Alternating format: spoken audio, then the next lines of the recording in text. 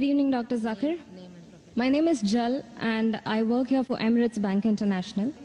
My question to you is, which other religion says that they are awaiting the coming of Prophet Muhammad, peace be upon him, other than Muslim and Christianity?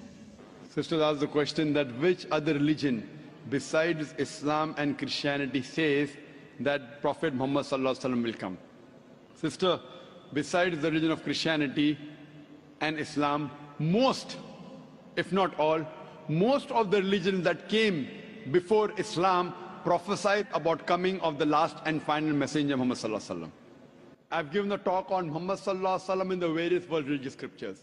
Besides Christianity, you also find in Judaism about Muhammad. It's mentioned in the book of Deuteronomy, chapter number 18, verse number 18 about the Prophet of Muhammad. It's mentioned in the book of Deuteronomy, chapter number 18, verse number 19. In the book of Isaiah, chapter number 29, verse number 12. In the Song of Solomon, chapter number 5, verse number 16. That's the Old Testament. In the New Testament, Christianity is mentioned in the Gospel of John, chapter number 14, verse number 16. Gospel of John, chapter 15, verse 26. Gospel of John, chapter 16, verse number 7. Gospel of John, chapter number 16, verse number 12 to 14. There are many verses in the Old Testament and the New Testament prophesying about the coming of Muhammad. Since your name is Jal, and I assume you're a Hindu sister, correct? Yes. I've even given a talk on Muhammad in Hindu scriptures. I can give a talk for a few hours only on Muhammad in Hindu scriptures. Time will not permit me to go and read it. I'll just give the references.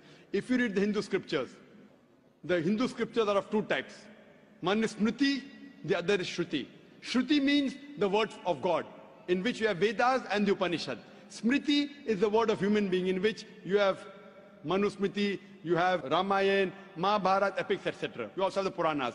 If you read Bhavishya Purana, it's mentioned Bhavishya Purana, Parva 3, Khanda 3, Adhyay 3, Shlokas 5 to 8, which speaks about Muhammad. It's mentioned Bhavishya Purana, Parva 3, Khanda 3, Adhyay 3, Shlokas 10 to 27, talking about Muhammad as the Malacha. He is mentioned in Atharva Ved, book number 20, hymn number 21, verse number 6. Atharva Ved, book number 20, hymn number 21, verse number 7. He is also mentioned in Atharva Ved, book number 20, hymn number 127, verse 1 to 14, which is called as Kuntap Suktas. Kuntap means hidden. It speaks about the coming of Muhammad that he will be the praiseworthy, he will have 60,000 enemies, etc. He is also mentioned in Rig Ved, book number 1, chapter number 53, verse number 9.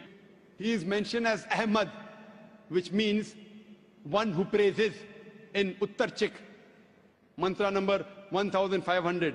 It's mentioned in Indra, chapter number 2, verse number 152. Yajurved, chapter number 31, verse number 18.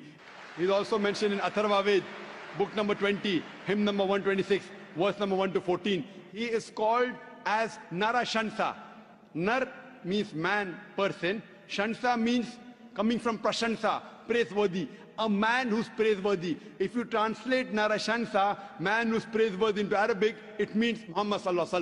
He's prophesied as Muhammad in Rig Ved, book number 1, hymn number 13, verse number 3. In Rig Ved, book number 10, hymn number 64, verse number 3. He's mentioned Rig Ved, book number 2, hymn number 3, verse number 5. Rig Ved, book number 5, hymn number 5, verse number 2. He's also mentioned Yajurved, chapter number 20, verse 37. Yajurved, chapter number 21, verse number 31. I can go on and on and on, mentioning only the references of Muhammad mentioned in Hindu scriptures. Due to limitation of time, I will just touch on one prophecy a little bit in more detail. He's been prophesied as the Kalki Avatar. You know, when you read the Kalki Purana, book number 2, verse number 5, 7, 9, 11, 14, he's prophesied as the Kalki Avatar. And it's mentioned there that his father's name will be Vishnu Yas. Vishnu means God, Yas means servant, servant of God. If you translate to Arabic, it's Abdullah. The father of the name of Muhammad was Abdullah.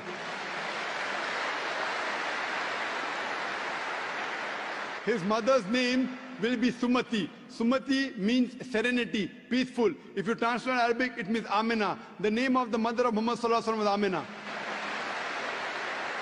It says he will be born in a city by the name Sambala. Sambala means a place of peace and serenity. That is Makkah. He'll be born in the house of the chief of the village of Sambala. He was born in the house of Quraysh. It says he will be born on the 12th. If you clap at every point, it will go on for hundreds of claps. MashaAllah.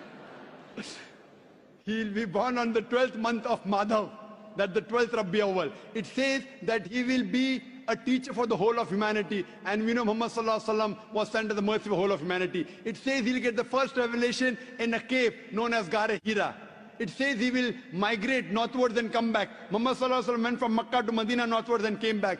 It says that he'll be given 8 supernal qualities. It says that he'll have 4 companions, talking about the first 4 Khulfa Rashidin. It says that he'll be helped with the angels in the battlefield. We know Muhammad Sallallahu Alaihi Wasallam held in the battle of Badr with angels. I can go on and on talking only about the prophecy of Muhammad Sallallahu Alaihi Wasallam. So if you're a Hindu, and if you believe in the Hindu scriptures, you also have to believe the last and final avatar, the last and final messenger in Hinduism is Prophet Muhammad, peace be upon him.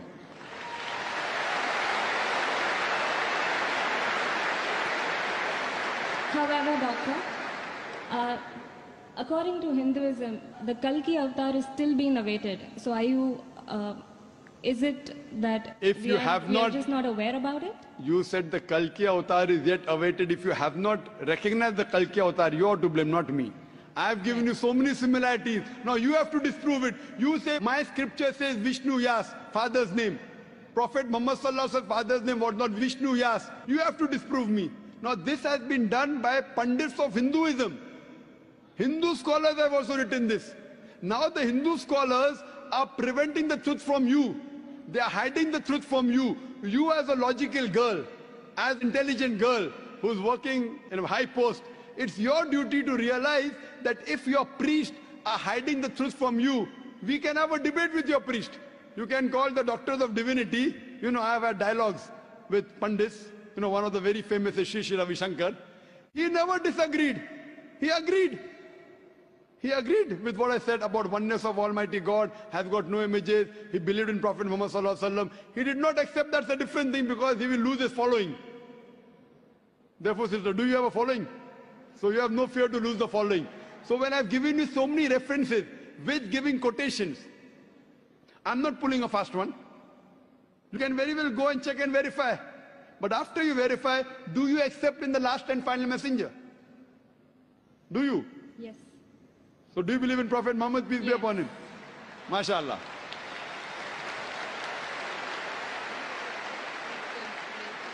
Do you believe that there's one God? Yes, I do. Do you believe Almighty God has got no images? Yes, I do. So you believe there's God and he has no images?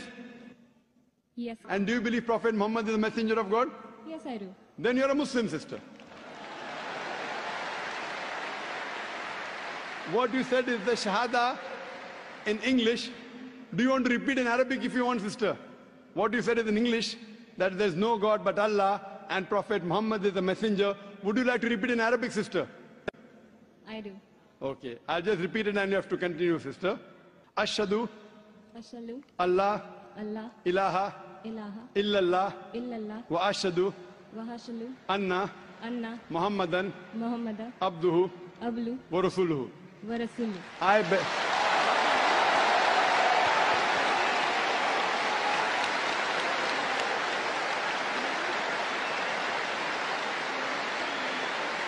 MashaAllah, sister.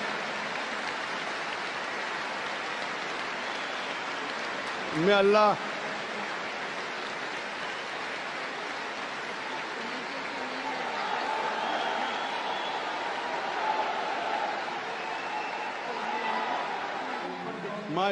MashaAllah, sister, may Allah reward you.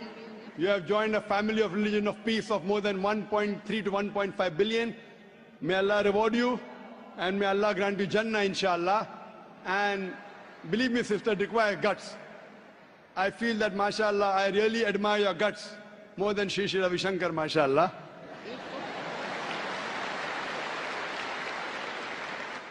And I pray that may He give you hidayah and may He guide you, inshallah.